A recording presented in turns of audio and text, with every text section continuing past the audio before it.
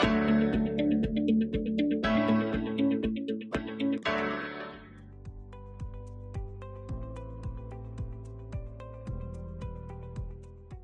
Students and welcome to another session of mensuration. आज हम पढ़ने वाले हैं surface area of combination of solids. ये कॉम्बिनेशन ऑफ सॉलिड्स क्या होता है, इसे हम कुछ एग्जांपल्स की हेल्प से समझेंगे। आइए देखते हैं कुछ एग्जांपल्स। सबसे पहला एग्जांपल है एक कैनोपी का। यहाँ पर आप देखिए, ये कैनोपी दो सॉलिड से मिलकर बनी हुई है। सबसे पहले नीचे एक सिलेंड्रिकल पार्ट है और ऊपर एक कॉनिकल पार्ट है, दोनों को मिलाकर ये नया सॉलिड बन गया। अब एक और एग्जांपल देखते हैं। ये देखिए, यहाँ पर एक मेडिसिन कैप्सूल है। इस कैप्सूल में आप देखेंगे एंड्स पर दो हेमिस्फेरिकल पार्ट्स हैं और बीच में एक सिलेंड्रिकल पार्ट है और मिलकर ये एक सॉलिड बन गया, एक कैप्सूल बन गया, राइट। इसी तरह एक और एग्जांपल लेते हैं आइसक्रीम कोन का। यहाँ पर नीचे आप देखिए एक कॉनिकल पार्ट है और ऊपर एक हेमिस्फेरिकल पार्ट है। तो इस तरह आप देखते हैं कि सॉलिड्स को मिलाकर एक नया सॉलिड बन जाता है, राइट। कभी कभी ऐसा भी होता है, किसी सॉलिड में से आप कोई पार्ट या पोर्शन रिमूव करें और एक नया सॉलिड बन जाए। जैसे ये एग्जांपल देखिए, यहाँ पर आप देख सकते हैं इस एग्जांपल में यहाँ पर एक सिलेंड्रिकल पार्ट है जिसमें से एक हेमिस्फेरिकल कैविटी को रिमूव कर दिया है। कोई भी पर्पस हो सकता है, तो एक नया सॉलिड बन गया। तो इस तरह जब हम एक नया सॉलिड बनाते हैं तो सरफेस एरिया पर क्या इंपैक्ट होता है या सरफेस एरिया हम कैसे फाइंड आउट करेंगे, ये हम कुछ क्वेश्चंस की हेल्प से आज समझते हैं। तो सबसे पहले आइए देखते हैं question number 1। Now this question says a medicine capsule. देखिए अभी जो हमने समझा, यहाँ पर एक कैप्सूल है। It is in the shape of a cylinder with two hemispheres stuck to each of its ends. तो इन्हें अलग अलग कर लेते हैं।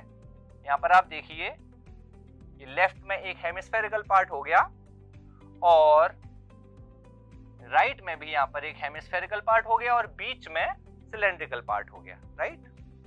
The length of the entire capsule is 14 millimetre. पूरे कैप्सूल का लेंथ यहाँ पर 14 है, आप देख सकते हैं। और जो डायमीटर है कैप्सूल का वो है 5 मिलीमीटर। हमें क्या फाइंड आउट करना है, सरफेस एरिया। इस नए सॉलिड का, इस कैप्सूल का सरफेस एरिया निकालना है।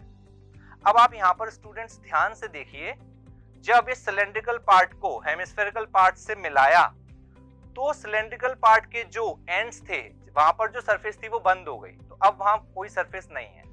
तो अब कौन सी सरफेस है वो हमें काउंट करनी है। तो आप देखिए, यहां पर एक हेमिस्फेरिकल सरफेस है, इजंट इट। यहां पर भी एक हेमिस्फेरिकल सरफेस है और इनकी कर्व सरफेस ही हम लेंगे, केवल कर्व सरफेस, राइट। और बीच में एक सिलेंड्रिकल सरफेस है, इजंट इट। ये तीन सरफेस हैं, तीनों को मिलाएंगे तो पूरे सॉलिड का सरफेस एरिया आ जाएगा। अब सिलेंड्रिकल पार्ट का एरिया निकालने के लिए उसकी लेंथ पता होनी चाहिए। अब आप सोचिए, केवल इस सिलेंड्रिकल पार्ट की लेंथ क्या होगी, यहां से लेके यहां तक। सोचिए, क्योंकि पूरे मेडिसिन कैप्सूल की जो लेंथ है वो 14 है। तो इसके लिए आप देखिए, यहां पर आप देखेंगे ये पार्ट कितना है। सोचिए, क्या ये रेडियस नहीं है? डायमीटर 5 मिलीमीटर है तो रेडियस कितनी होगी, 2.5 मिलीमीटर। तो वो हम अलग कर लेंगे और यहाँ पर भी इसी तरह 2.5 मिलीमीटर यहाँ अलग हो जाएगा। तो यहाँ बीच में कितना पार्ट बचेगा, आप ही सोचिए। 14 माइनस 2.5 एंड 2.5, सो 14 माइनस 5। तो सिलेंड्रिकल पार्ट की लेंथ कितनी हो गई, 9 मिलीमीटर, राइट। अब हम इसका सरफेस एरिया फाइंड आउट करते हैं। तो let's write surface area of capsule. तो इसे तोड़ के हमें करना पड़ेगा। सबसे पहले बीच वाला सिलेंड्रिकल पार्ट उसे लेते हैं, उसका CSA लेंगे, CSA of cylindrical part, right. Plus अब ये दोनों हेमिस्फेरिकल पार्ट आइडेंटिकल हैं, एक साथ लिखकर दो का मल्टीप्लाई कर देते हैं। 2 multiply CSA of hemispherical part. अब आप फॉर्मूलाज रिकॉल करिए, क्या क्या फॉर्मूलाज होते हैं। सिलेंडर का CSA होता है 2 pi RH, yes 2 pi RH, let's write, plus 2 multiply hemisphere का CSA क्या होता है, रिकॉल करिए, yes 2 pi R square. Now values place करने से पहले क्या हम कॉमन ले लें एक बार? It could be easy, common ले लेते हैं। तो कॉमन अगर हम लेंगे तो I think we can take 2 pi R common. Bracket में क्या बचेगा? h plus 2r। Yes, now let's place the values. So this is 2, पाई की वैल्यू हम 22/7 लेंगे, रेडियस इज 2.5, ऑफ कोर्स 5 का half, and in the bracket height, that is length of the cylindrical part, that is 9.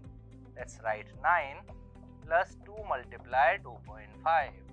इसे थोड़ा सा mentally solve कीजिए। यहाँ पर ये 5 plus 9 14 हो गया, and 14 can be cancelled by 7, तो बचेगा 2, and 2 times 2.5 will become 5. So 44 times 5 हमारे पास आ जाएगा 44 times 5, that will give us 220, and remember the unit of area millimeter square. तो ये इस कैप्सूल का सरफेस एरिया आ गया।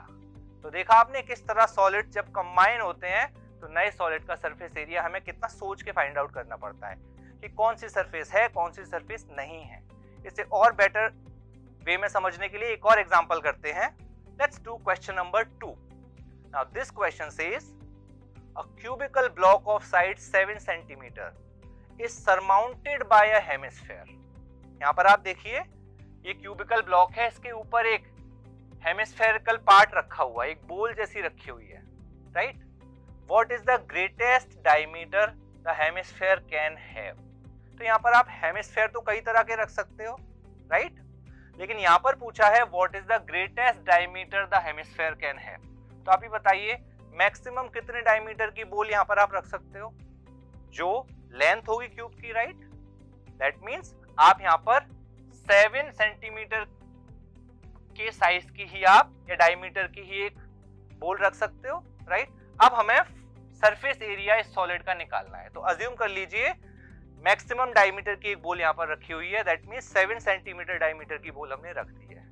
अब यहाँ पर एक नया सॉलिड बन गया। अब हम ध्यान से सोचेंगे कौन सी सरफेस है, कौन सी नहीं है। देखिए 5 सरफेस तो हमारी हैं, उन पर तो हमने कुछ नहीं किया, नीचे वाली बॉटम और चारों बॉल्स, राइट? ए स्क्वायर ए स्क्वायर ए स्क्वायर ए स्क्वायर ए स्क्वायर, 5a स्क्वायर तो वहीं की वहीं है, उसको तो हमने छेड़ा ही नहीं है। बट ऊपर वाली जो सरफेस है उस पर हमने एक बोल रख दी, तो उस सरफेस में एक सर्कुलर पार्ट ढक गया, isn't it? तो वो हम काउंट अब नहीं करेंगे, तो उसको हमें रिमूव करना है। लेकिन आप देखोगे जब ये बोल रखी है तो यहाँ कॉर्नर्स पर छोटे छोटे पोर्शंस बचे हुए हैं, चारों कॉर्नर्स पर, यहाँ पर ये अभी भी हैं, वहां पर अभी भी सरफेस है। तो अब क्या करें? क्या एक काम कर सकते हैं, पहले उस टॉप वाली सरफेस को काउंट कर लेते हैं, पूरा ले लेते हैं, एंड देन सर्कुलर पार्ट को सब्ट्रैक्ट कर लेंगे जो छुप गई है। क्या ये काम करेगा, इजंट इट? और उसके बाद इस बोल की जो कर्व सरफेस है उसे अलग से ले लेंगे, तो इस पूरे सॉलिड का सारा सरफेस इंक्लूड हो जाएगा। Let's try this. Surface area of this solid, new solid, इसका कोई नाम नहीं होगा क्योंकि आपने 2 सॉलिड्स मिला दिए हैं। सबसे पहले हम लेंगे ये 5 सरफेस और ऊपर वाली सरफेस को भी काउंट कर रहे हैं, तो can we take directly 6a square, 6a square और 6 इंटू साइड स्क्वायर। अब हमने टॉप वाली सरफेस पूरी काउंट कर ली है, तो सर्कुलर पार्ट जो हाइड हो गया उसे सब्ट्रैक्ट कर देते हैं, तो सर्कल का एरिया क्या होता है, पाई आर स्क्वायर। अब हमारे कॉर्नर वाले सरफेसेस बच गई, राइट? प्लस आपका बोल का ऊपर का CSA कर्व सरफेस एरिया, उसे ले लीजिए, वो क्या होता है, of course that is 2 pi R square. Now remember the radius is exactly half of the diameter और half of the side of the cube, that will be 3.5 centimetre. इसे थोड़ा सा सॉल्व करते हैं, इट विल बिकम, आप यहाँ पर solve कर सकते हैं, 2 pi r square minus pi r square can become pi r square. Now let's place the values. A side is 7 square, और यहाँ पर रेडियस हम प्लेस करेंगे 7 का half, that is 3.5. Let's solve this. This is going to be 49 into 6. कितना हो जाएगा, 294. Yes. Plus this cancels 2 times 11, 38.5. इसे जब आप ऐड करोगे we get 332.5 and put the correct unit centimetre square. तो इस तरह जब आपने एक क्यूबिकल ब्लॉक के ऊपर एक मैक्सिमम डायमीटर की बॉल रख दी तो नए सॉलिड का जो एरिया आया, surface area, that is 332.5 centimetre square, right. तो हमने दो एग्जांपल से इसे समझा। अब मैं आपको एक टास्क दे रहा हूं जिसमें मैं आपको कुछ क्वेश्चंस दे रहा हूं। ये क्वेश्चन आप खुद प्रैक्टिस करेंगे, समझेंगे, जो आज कॉन्सेप्ट समझाया उसे अप्लाई करेंगे और इसे सॉल्व करेंगे।